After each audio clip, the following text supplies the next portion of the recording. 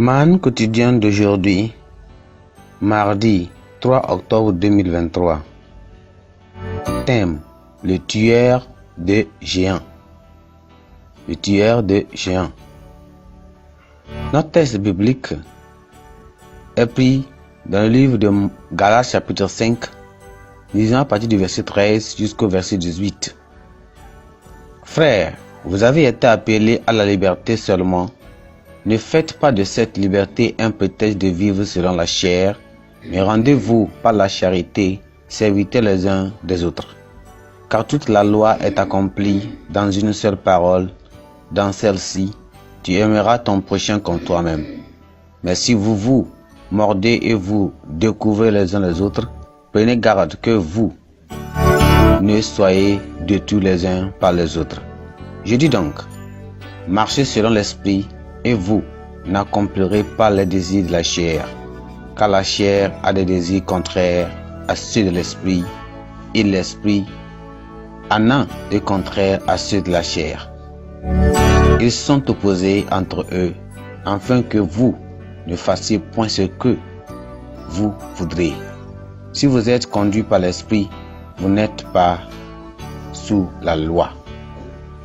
Verset clé, c'est le verset 17 qui dit: car la chair a des désirs contraires à ceux de l'esprit, et l'esprit en a des contraires à ceux de la chair. Ils sont opposés entre eux, afin que vous ne fassiez point ce que vous voudrez. Plusieurs personnes connaissent l'histoire de l'ancien président américain Bill Clinton, qui, pendant qu'il était encore à la Maison Blanche, eut une liaison amoureuse avec une des stagiaires de la présidence. Mademoiselle Monica Lewinsky, après avoir tout nié en bloc concernant cette affaire, le président finit par avouer sa faute en ces termes: je ne pense pas qu'il y ait une façon plus simple de dire que j'ai péché.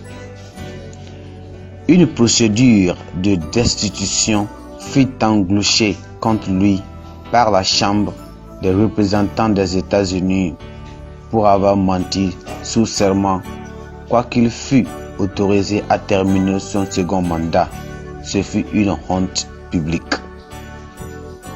Il est recommandé aux croyants de marcher dans l'esprit pour ne pas accomplir les désirs de la chair. La chair est un grand obstacle au séjour au ciel du croyant. On dit qu'elle a des désirs vraiment contraires à ceux de l'esprit et même empêche l'homme de mener une vie juste.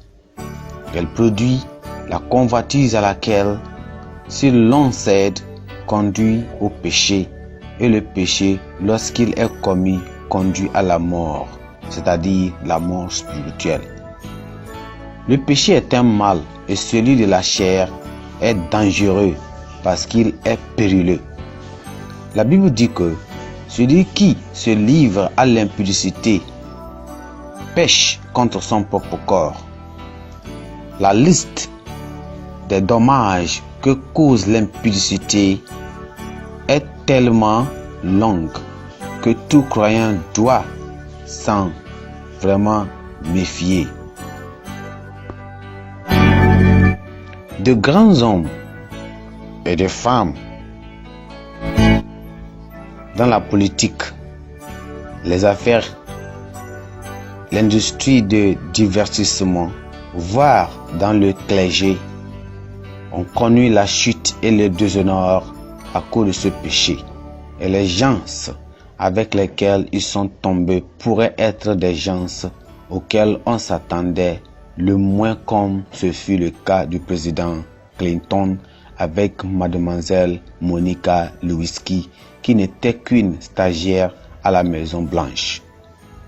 Plus tôt le péché est reconnu, confessé et suivi de repentance, mieux vaut ça. Personne ne peut cacher le péché pour toujours, quel que soit l'effort fourni par l'homme lui-même, ou bien fourni pour taire la conscience. Le péché démasque facilement son auteur. Il n'y a pas de cachette pour le pécheur.